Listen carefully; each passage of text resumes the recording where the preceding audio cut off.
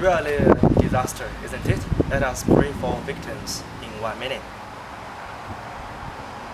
Okay, the Katyn Massacre, also known as Katyn Forest Massacre, was a mass murder of Polish nations carried out by Soviet secret in April to May 1940. The cause of this disaster was based on Lavrenti Berez's proposal to put to death to all Polish officer policemen. This official document was then accessed and signed by the Soviet government, including its leader, Joseph Stalin. The number of victims is 21,768. In Katyn and elsewhere, about 8,000 officers were taken to prison during the 1939 Soviet invasion of Poland. The rest victims are Polish officers, professors, teachers, and other public servants. That when we mention this slaughter, we must know its background, the World War II, the biggest catastrophe that all human beings never ever suffered. In September 1st, 1939, with the invasion of Poland by Germany and subsequent declaration of war of Germany by France and almost the country of British Empire and Commonwealth. Almost at the same time, in September 17th, the Soviet Union invaded Poland from the east and captured about 25,000 Polish soldiers. Later on, Soviet built 3 new prison camps and put 15,000 prisoners of war into them, including 9,000 military officers. Because of the big pressure of the war preparing, the Soviet government considered that prisoners of the war is a big burden to economic, and they make a stand against. So they decided to carry out this slaughter. This bloody massacre was taken secretly until 1990. Fortunately, we invited Professor Carol Wang to discuss this issue related to ductory.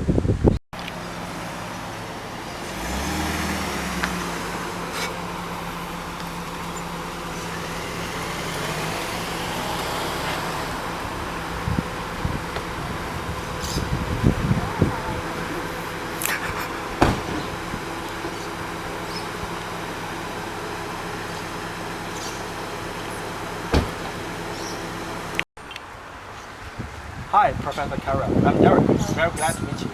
Nice to meet you too. Derek, as a journalist, what do you think about the impact of the ductorism? Yeah, as my point of view, although these things has happened about 70 years, but it still has a big influence. I think it's mainly about 2 reasons.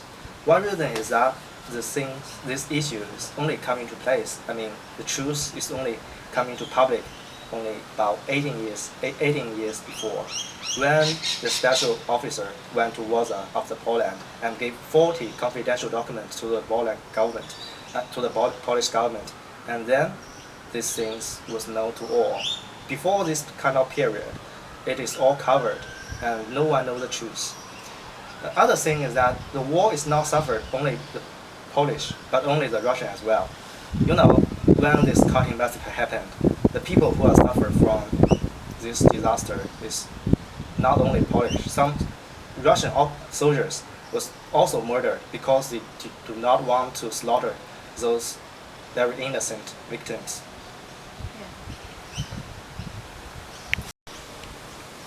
So what do you think are the advantages and disadvantages?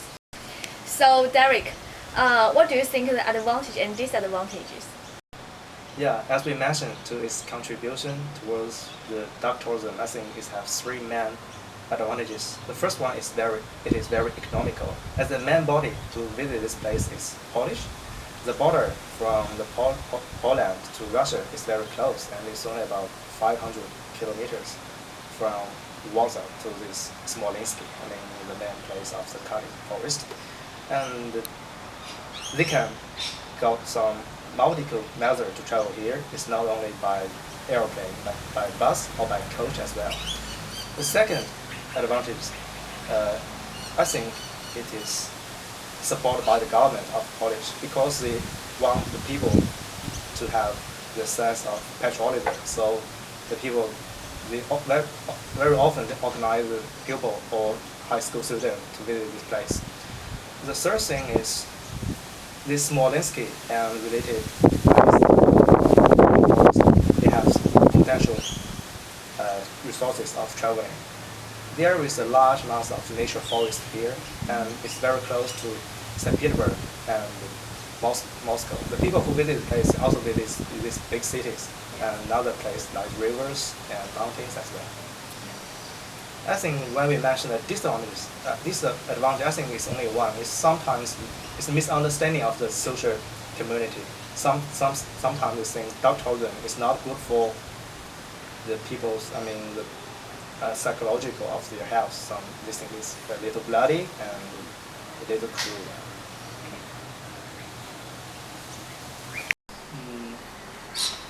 Okay. Professor Carol, as a world-class researcher, can you give some suggestions to those dark tourism managers? Sure. There are some advices. First, it's important to identify the visitors' wants and needs. And then, according to different motivations, there are some different plans to visitors.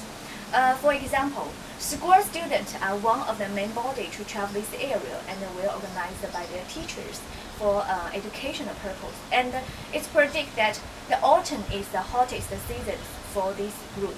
So the sites are designed for educational demand, such as offering and promoting some service like lecture, seminar, and workshops.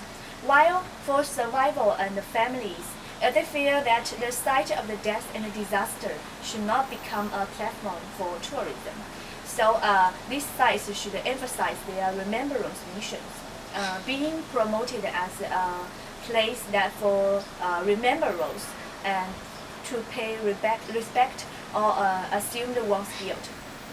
When interest in history is a key motivation, highly extensive exhibit should be best suited to these visitors. However, some conflicts where the visitors want to know but locals want to forget. It's also important to leave room for site manager to exhibit the other side of the story to visitors so that they can understand the locals or the survival positions. Indeed, based on the different motivation, product will be multi-layered and will be produced differently among the different groups of people in the different parts of the world. Secondly, different historic events can be linked to create a new route for tourists.